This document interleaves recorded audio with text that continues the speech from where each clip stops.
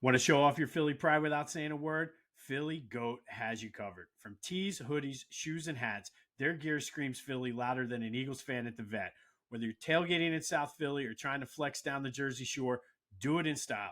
Hit up phillygoat.com, use the promo code Jim Montgomery, and get 10% off your order. Philly Goat, because being Philly ain't a choice, it's a way of life. Go Birds!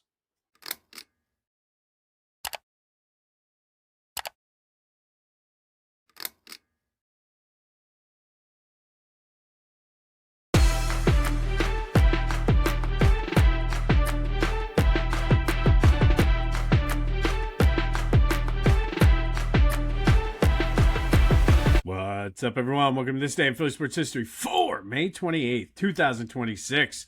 I'm your host, Jim Montgomery. Welcome to a Thursday edition of the podcast.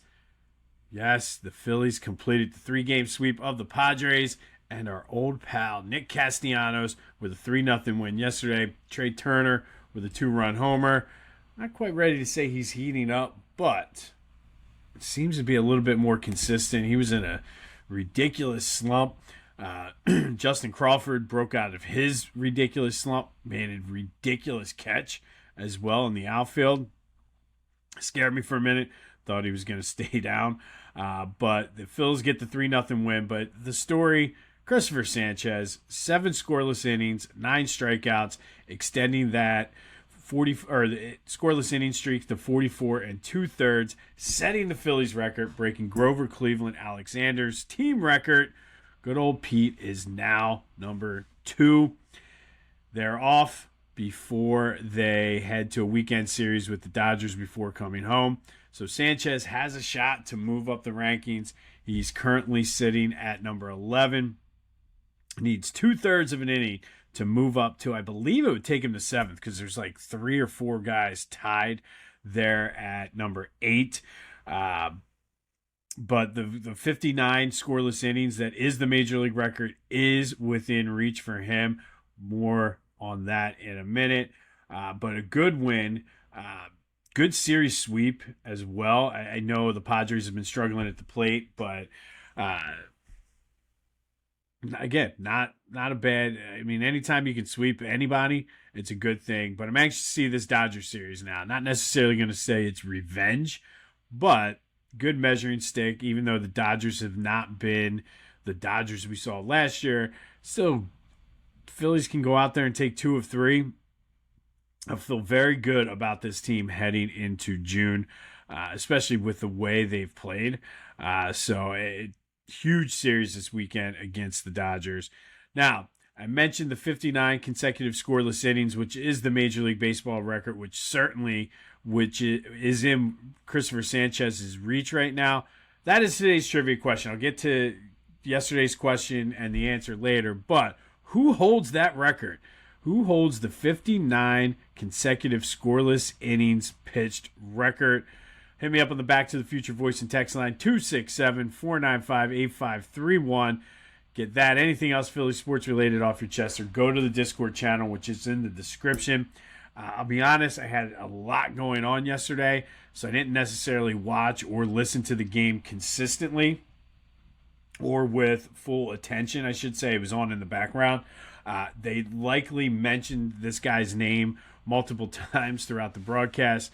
But who holds the Major League Baseball record for consecutive scoreless innings pitched?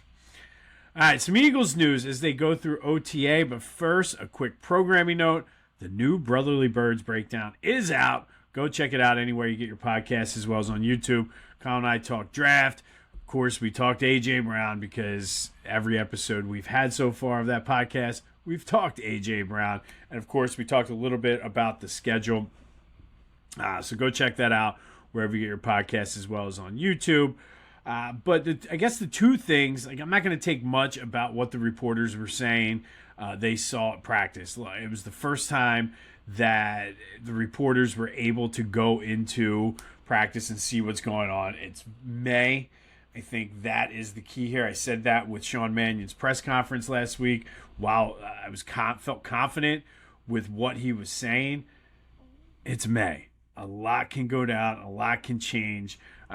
We've made that mistake before.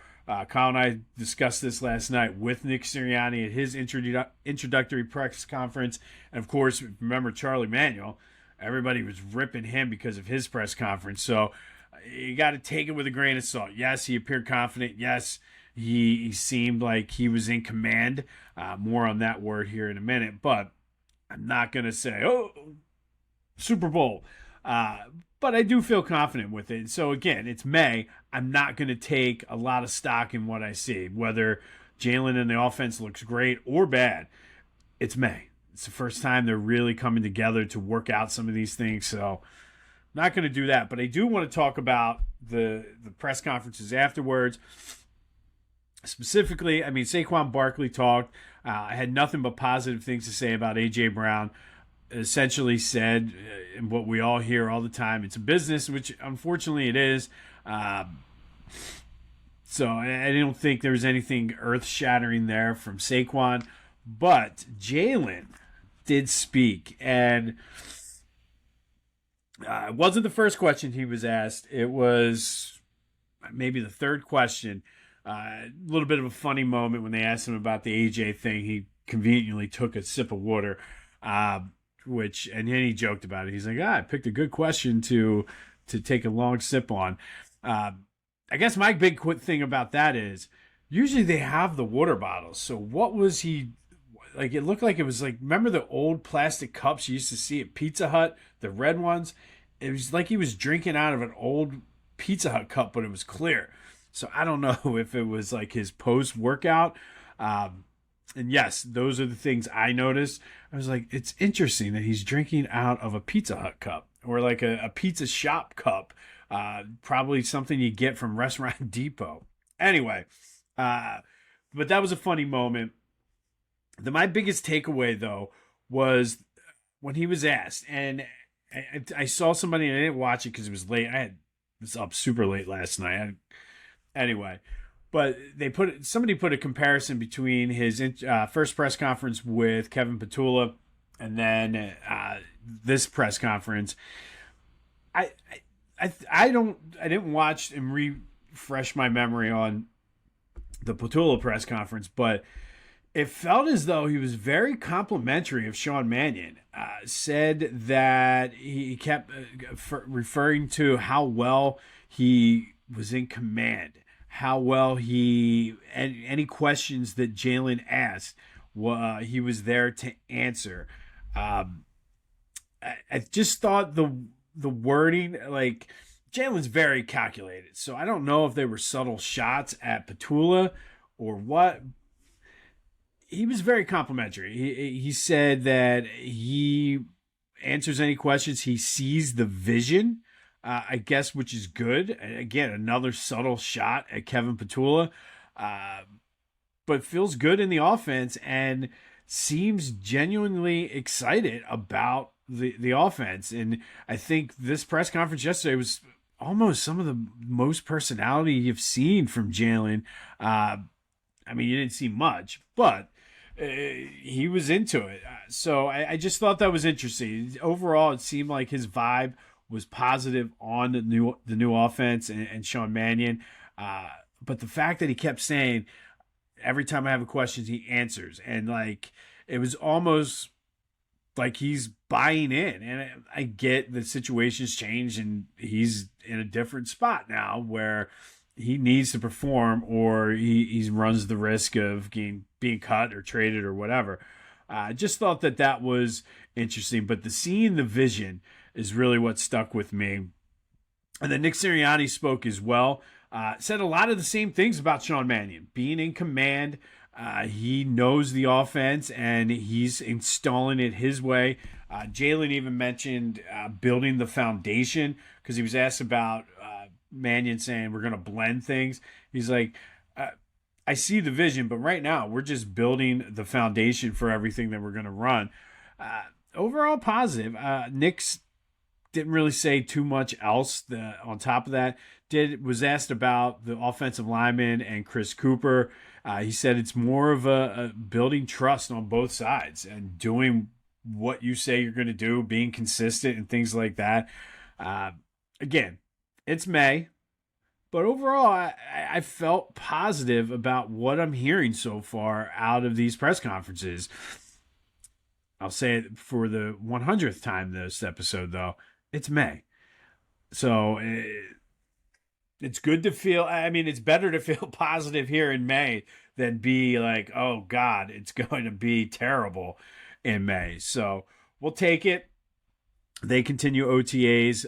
But overall, I thought it was specifically Jalen's. I was very excited when I heard that he was going to speak, and I walked away with a sigh of relief, I guess.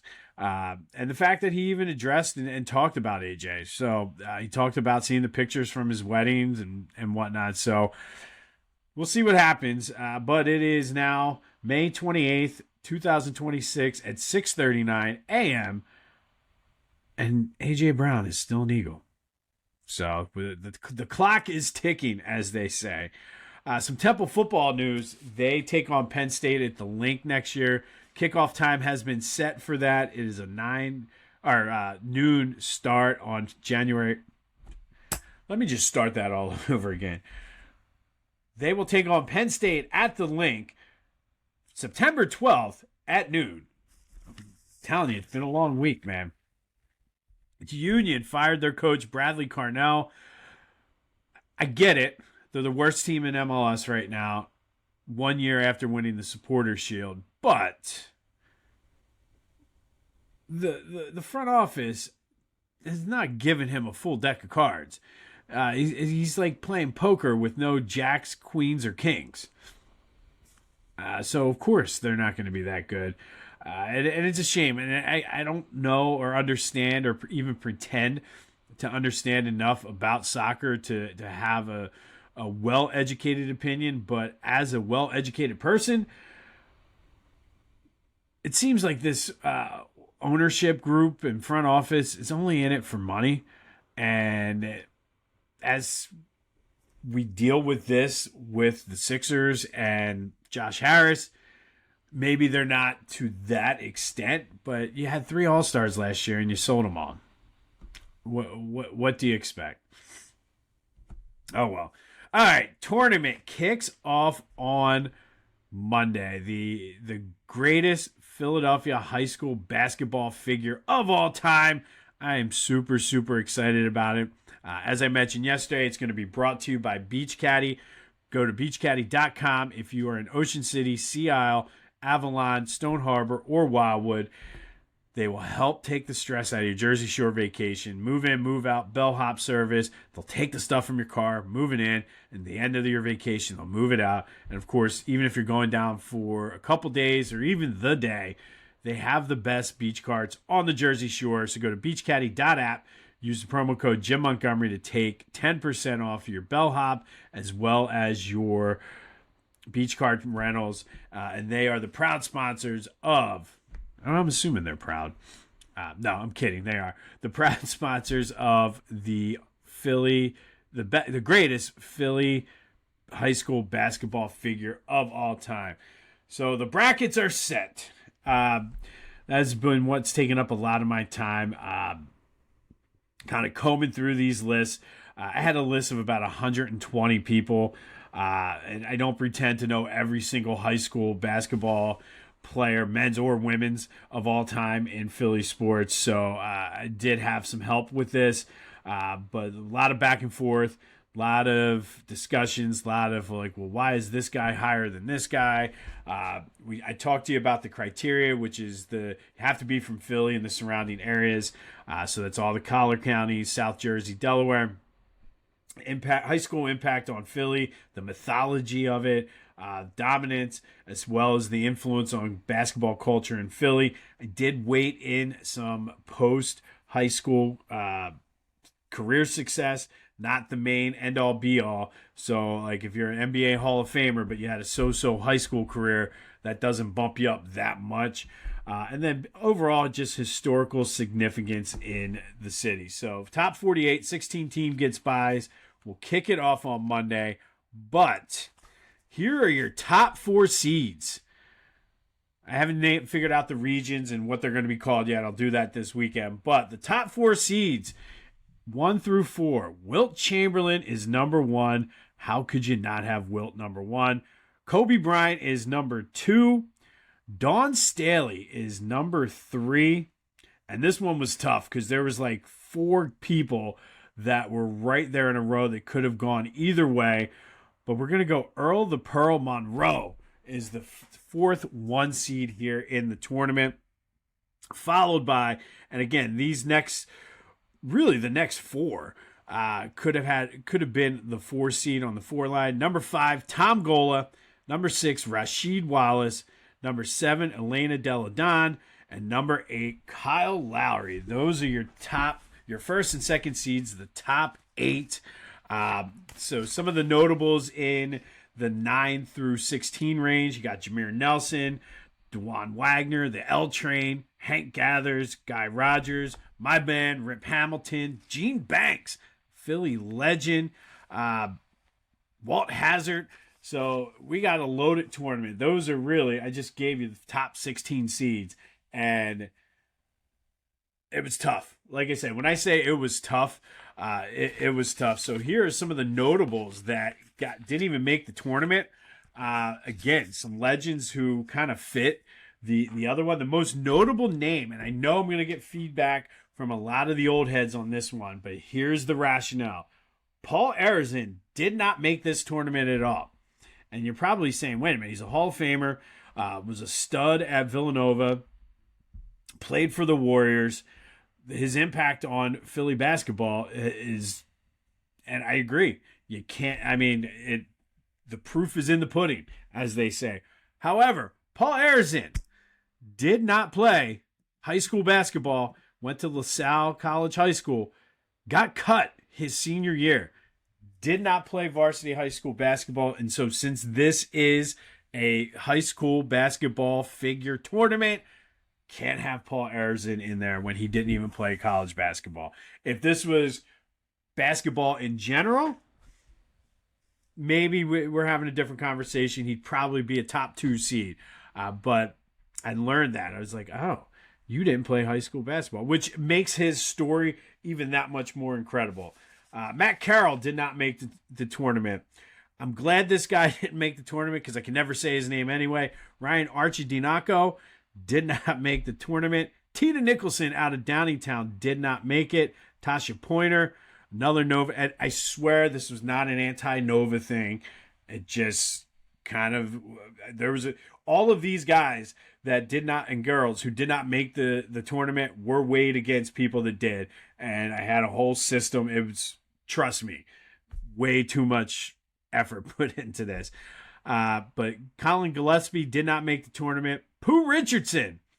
It was hard not to put Pooh in, but Pooh did not make the tournament. And Dion Waiters did not make the tournament. So that just goes to show you how stacked this field is going to be. Be sure to follow me on all my social media platforms at Philly Jimbo to make sure you vote. Hit me up on the Back to the Future voice and text line. And if you're an old head out there, 267-495-8531. Go ahead and give me your argument about Paul Arizin, but he didn't play high school basketball.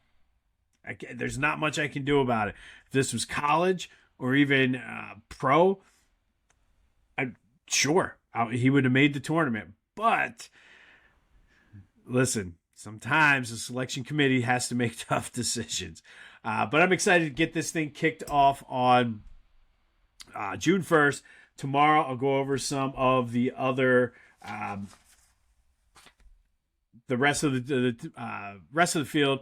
Start giving you some I guess some of the first round matchups we're going to be looking at, but going to be a fun summer. And again, I started this podcast partly as a way to sort of like, because I have a teacher mindset to begin with. We're going to learn a lot of things. Like I said, researching just Paul Arizin was in the tournament this entire time until late yesterday. And as I started doing kind of the final tweaks and everything, I came across that and I'm like, can't have him in the top 5 if he didn't play high school basketball. So you're going to learn something. We're going to have some fun. It's going to help get us through the summer. And again, brought to you all by Beach Caddy. Go to beachcaddy.app and use the promo code Jim Montgomery to take 10% off your bellhop service as well as your beach cart rental. All right, yesterday's trivia question. Which Sixers have won MVPs? Wilt won 3 in a row in 66, 67, and 68. Doc, of course, in 81 that we talked about. Moses in 83. AI in 01. And Joe in 23. I mentioned on my social media, that's the best way to vote in this tournament is go right to my social media, Facebook, LinkedIn, any of it. You can call the Back to the Future voice and text line. You can comment wherever you're watching this. Send me a smoke signal if you have to. And subscribe to the YouTube channel, Jimbo_Mont. I think what I'm going to do is I'm going to put the... put the matchups as a YouTube short too. So if you want to vote on YouTube, you can do that as well. Don't forget to check out the Philly Hall, the official podcast of the Philadelphia Sports Hall of Fame. And of course, as always, spread the word and then the Brotherly Birds breakdown. Whether you're coaching Little League, crushing your fantasy league, or just rolling up to a bachelor party like a Philly legend, Lotwin Custom Hype Chains bring the energy. Fully customizable, totally unforgettable, and guaranteed to turn you into the MVP of the moment. Great for teams, groomsmen, or anyone who wants to show off with some serious swagger. Go to Lotwin.com, use the promo code TCCPOD, and get 10% off your own custom hype chain. Lotwin, let's get hyped together. All right, May 28th, yesterday, Justin Crawford broke out of an 0 for 20-something slump. Well, let's go back to 1983, and Mike Schmidt entered the game on an 0 for 18 slump. If that's not bad enough, his first 4 at-bats struck out 4 times, 12 pitches each. So he extended that 0 to 0 for 22.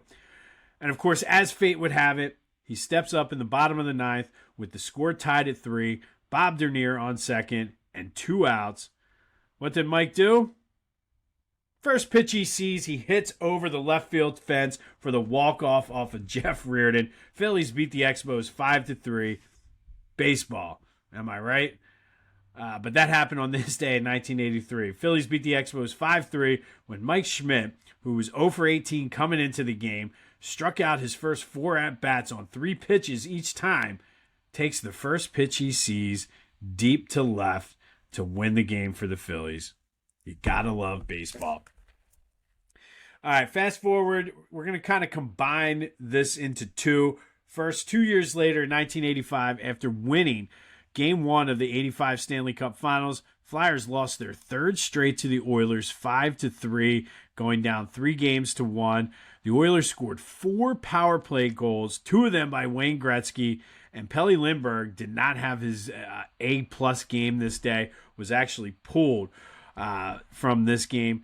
However, 2 years later, I guess you could say the Flyers exacted some measure of revenge after falling behind 2-0 in the first period.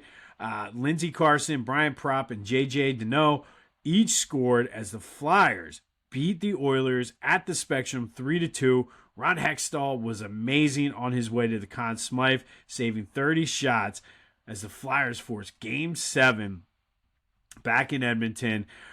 And Flyers fans everywhere had visions of a Stanley Cup dancing through their head. But in 1985, they lose their 3rd straight game to the Oilers in the Stanley Cup Finals. And then 2 years later, in 1987, they force a Game 7 after falling behind 2-0, beating the Oilers 3-2. And then 2 years later from that, 1989, Phillies lost their 5th straight. They were in the midst of an 11-game losing streak. This time it was 8-5 to the Padres out in San Diego. Mike Schmidt goes 0 for 3 in what would be his final game as a Major League player, as a member of the Phillies, as he would retire the next day. We'll have more on that tomorrow. But Mike Schmidt's last game as a Philly, an 8-5 loss to the Padres. Mike goes 0 for 3 in that game. And then fast forward to 2001, after missing Game 3 with a hip joint and tailbone contusion, Allen Iverson returns to the lineup, helping the Sixers, who were down 2-1, try to not get into a 3-1 hole. He struggled from the field, though, only shooting 31% from the field, including no three-point shots on 5 attempts. Grabbed 5 rebounds, though, had 8 assists and 2 steals. He led all scorers with 21 points as the Sixers hold on to even that series at 2 games apiece. They use a strong third quarter, and I didn't write the score down for this game. I believe it was 89-85. They ended up winning that game. NBA was just different back then.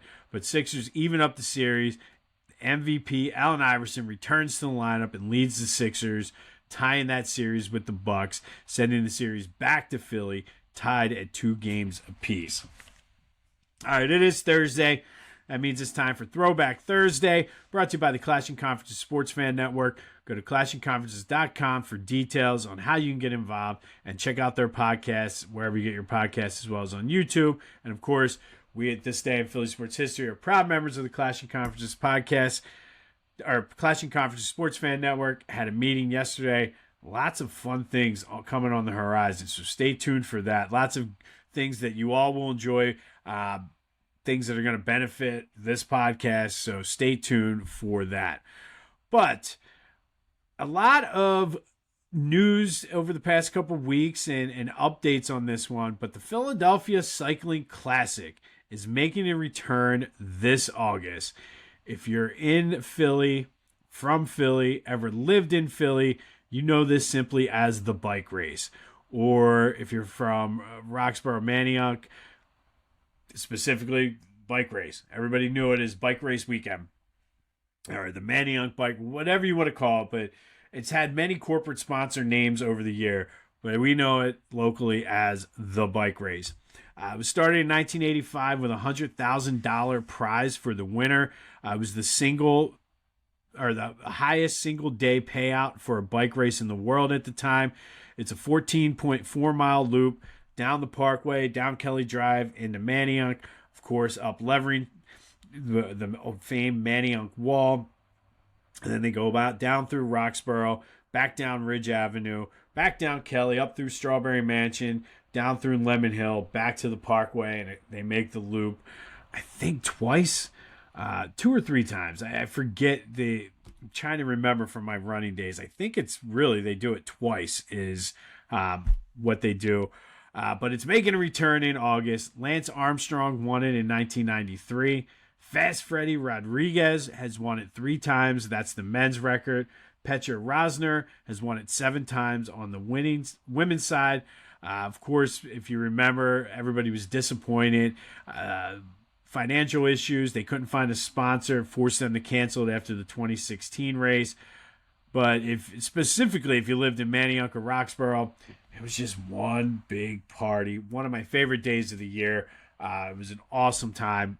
I mean, it was pretty cool to see the bike race too. Like, don't get me wrong, but just one big party. But the Philadelphia Cycling Classic is making a comeback this August. Might have to go back to my old stomping grounds, take the kids, and have some fun there. But the bike race is coming back this year. It's in August, but that is today's Throwback Thursday, brought to you by the Clashing Conferences Sports Fan Network. Go to clashingconferences.com to see what they have to offer and how you can get involved today. And then finally, our Philly Connection Spotlight, George Raveling. We know him as a Hall of Fame and College Basketball Hall of Fame coach from Washington State, Iowa, and USC.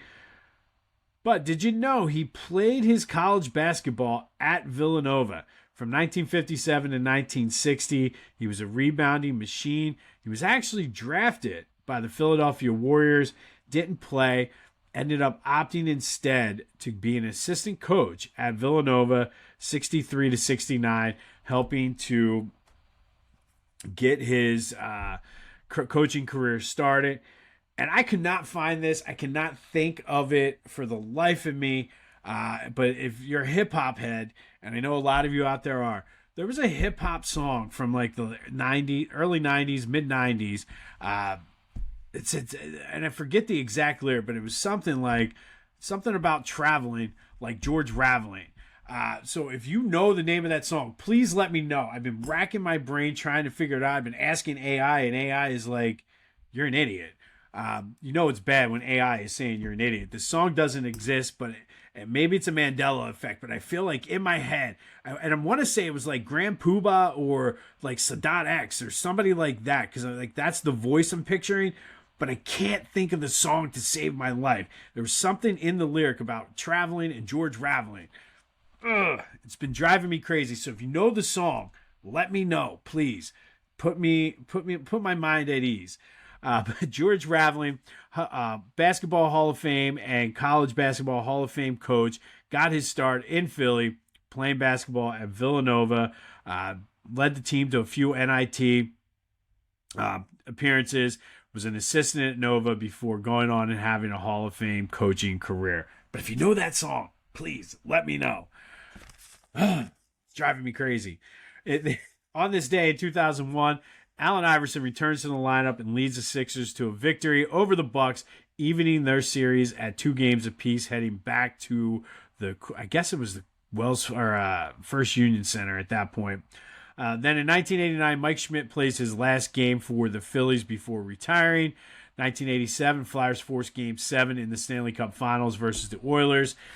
They lost in 85. They lost Game 4 to go down 3-1. And then in 1983, Mike Schmidt was the very definition of slumping. Came in 0 for 18, struck out 4 times on 12 pitches, hits the very next pitch for the walk-off game-winning home run. Gotta love it. We'll have more of the tournament. We'll start unveiling some matchups tomorrow. I'm super excited about this. Tournament is my favorite thing we do on this podcast. So I'm looking forward to the tournament kicking off on Monday. Of course, we spent Fridays with AI. Something tells me it likely will be tournament related. Hint, hint, hint. But no Phillies game tomorrow. Enjoy your day. We got a Rec League playoff game tonight. It's supposed to be another beautiful day, so let's get out and enjoy the sunshine. Summertime is right around the corner. This has been This Day in Philly Sports History for May 28th, 2026. My name's Jim Montgomery. Go have yourselves a Thursday, and until next time, I'll see you when I see you.